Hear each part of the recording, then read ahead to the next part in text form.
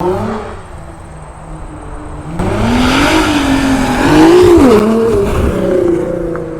was sick.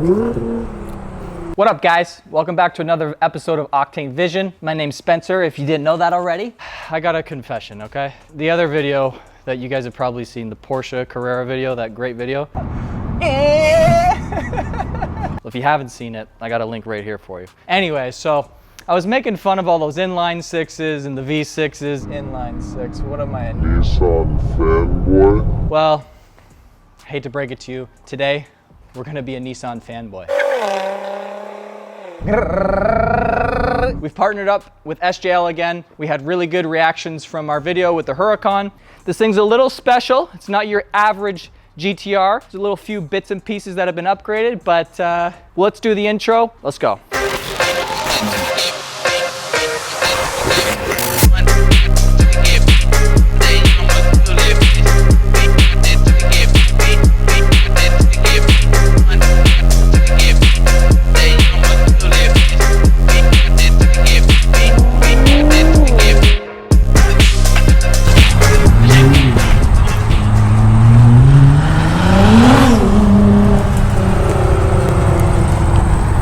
He's just gonna go again.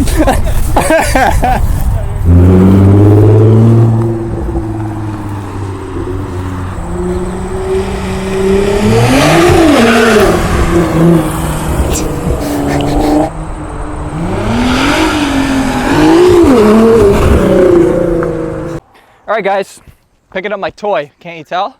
Let's look at this thing. We got a 2009 R35 GTR, AKA the Godzilla. And let's just start up at the front end like we always do, okay? We got this big classic grille GTR badge right up front. Key design here with the open face on the grille. These lights is a clear indicator that this is a 2009. 2011, you get the updated headlights and then also the LED strip right here. This one has the carbon splitter on the front there. We have the NACA intakes here, which I love. I love NACA intakes. It's functional, it looks good. It's like you know what you're doing.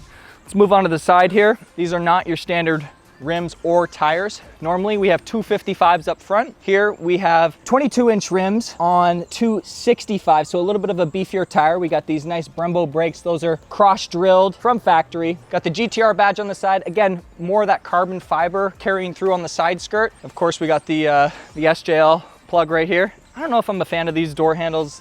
A lot of Aston Martins, the Huracan had this. Moving on to the back, again, 22 inches, a little deeper dish this time. Same Brembo brakes, but these are 315s in the back. You need good fat tires to keep all that back end in control. At first, I wasn't a big fan of these rims, but as I've been seeing them roll on the highways when we're doing that nice cinematic for you guys earlier this week, I've started to like this. It's pretty clean. Let's move on to the back. This is pretty much the most iconic part of the car. The classic 4-light headlight, you know, like the Skylines and the GTRs that we're all familiar with. Stinking huge exhaust tips here. Like these things, like everyone does, you can fist these things.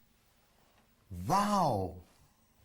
Get your mind out of the gutter. But you can put your hand in there, no problem. You have your spoiler here, stock spoiler. Most guys get, you know, the swan neck or some big ass wing, not here.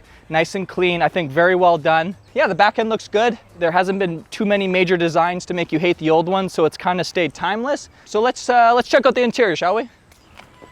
All right, guys, welcome to the interior. Right off the bat, lots of headspace. I'm a relatively tall guy, and so to have like a few inches is surprising to me. Back seats, not really usable. Like most sports cars that have back seats, they're not usable. I do like the design of the big Bose subwoofers back there. I've always liked that in GTRs. I just thought it was cool that it was right up in center and pushing the audio forward. In terms of blind spots in this car, the C-pillar, it's pretty big, like this big. This is a 2009, so there's no blind spot monitoring. So if you are changing lanes, you gotta be careful. Steering wheel feels good thickness, good size. Get your mind out the gutter again. Paddles here, they're not metal, they're plastic, but the size of them is really nice. They're mounted to the steering column. The gauge cluster is very analog, not many digital screens on there, which you guys know, we love that. The only thing that's on there is like what gear you're in. And then we move over to the infotainment. Small, probably 6-inch infotainment there with tons of information. GTRs just have so much data that half of it no one uses or really knows. The buttons, obviously this being a Nissan, are very reminiscent of other Nissans, but it's not too bad. This does feel elevated. It's not as elevated as the 2016, They redid the interior and it's very, very premium. They wanted to make sure in that year that it was up to snuff with how high-end that car is. What I thought was pretty cool, the door handle here, it pulls up. I wasn't expecting that. We also have the red start-stop button right in the middle. It's not tucked away where you can't see it. It's saying, hey, I'm here, turn me on, let's go for a drive. That's what she said. Overall, I think it is a pretty clean interior. It's 2009, so it is a little dated. For people who are looking for something a little more analog, less intrusive with all the distractions that we have in our modern cars. So let's head on outside and let's do the door test. This is plastic.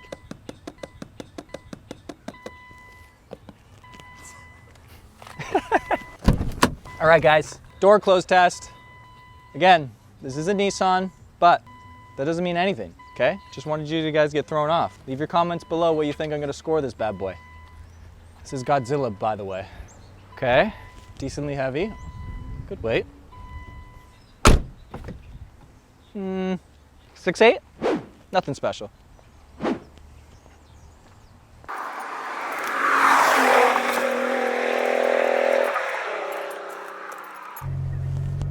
All right, see you never. Just so you know, my girlfriend never curved the wheels or fucked the lips, so. All right, ladies and gentlemen, welcome to Nissan GTR R35, baby. This is not a standard GTR. We said it's got fatter tires. It's got a half-back exhaust. This thing also is pushing over 600 horsepower to the wheels. This thing is a beast. Let me drop it down some gears so you guys can hear that symphony. Holy shit. This thing is a rocket, guys. So, these GTRs are known to be beasts. They're known to get beat up, handle it, do it all. Though they're strong workhorses, they do have a little bit of problems. If you're gonna pick this up in the secondary market, some of the things you gotta worry about is a transmission or the bell house rattling. Fortunately, SJL are the leader in repairing and upgrading GTRs. I've never seen more GTRs at a shop than I have at SJL. These guys know exactly what they're doing. They've been in the business for so long and they do a phenomenal job and their track record speaks for them. So this is a 3.8 liter V6. That's right, V6, twin turboed, pushing out stock 480 horsepower for this 2009. These newer models, they get up to 565 horsepower. So over the years, there's been a considerable increase in horsepower. Torque figures, we have 430 pound-feet of torque. But as I said, this thing is not stock and it rips. Jesus, this thing just keeps pulling, man. So, the steering, it feels very direct. The steering is nice and heavy. You don't get any play in the steering. Where you point it, this thing goes. I will say, it is a little bit heavy. You feel that weight when you're transferring. It doesn't feel as nimble like that Huracan or the Porsche. This thing feels like it's got some weight to it, but it is very capable. Corners well, exit. Oh man, the paddles, they feel great. Like I said earlier, they feel like exactly where you need them, and they are. Now I understand why people are Nissan fanboys like that V6. Woo-wee! Back in 2009, when this car, I burped a little bit there. Back in, so back in 2009, when this car was released, this car was listed for $89,900. And I think for what you pay nowadays, 90 grand for a car is insane. The transmission in this car is actually located in the back. The Japanese wanted complete balance in this car, and that's why it's located there, so that the center of gravity isn't thrown off. The transmission does kick off a little bit of noise, I do notice that. The shifts are very quick. Oh, look at NSX. Nice. From day one, this car was released. It was a driver's car. It was a do-all. The Nürburgring killer. In 2012, this car lapped around the Nürburgring at 7 minutes, 19 seconds. For context, the McLaren F1 lapped around the Nürburgring at 7 minutes, 18 seconds. 1 second difference. That really emphasizes how powerful and how crazy this car was from factory, from day one. The engines were also hand-built by 4 employees that were trained. when they were talking about the horsepower, they're always stating the lowest horsepower because there is fluctuations due to that hand-built nature of these engines.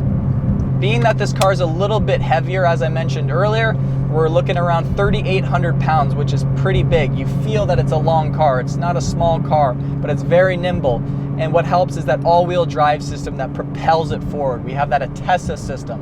And funny enough, that Atessa system is actually used in various Nissan models, such as something like a Murano, which when I was researching this car, I thought that was kind of crazy. Woo-wee! If you're wondering what the 0 to 60 is in this thing, Nissan says it gets to 0 to 60 in 3.6 seconds, which is crazy for a car that's from 2009. Obviously, this is a upgraded 600 plus horsepower car, so it's going to do it quicker if you can get those tires to stick. But that's impressive from factory, and a lot of people have tested this going even faster, 3.1, 3.2, 3.3, which is just insane.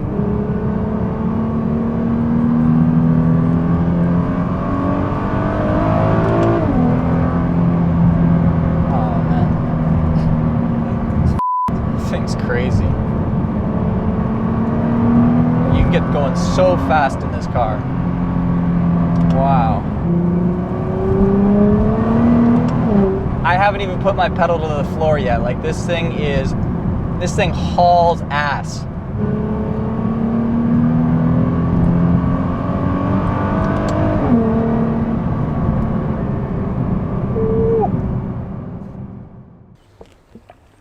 All right, guys, well, there you have it. The GTR R35. What do you think? You think it still deserves that Godzilla title? Let me know your thoughts. Personally speaking, I think these GTRs are still great. 13 years later, they still look fantastic. So if you like today's video, leave a like, leave a comment. If you got a car that we can shoot, maybe hit us a DM, maybe we'll shoot your car. But I'll see you guys in the next one. See you later. Take care.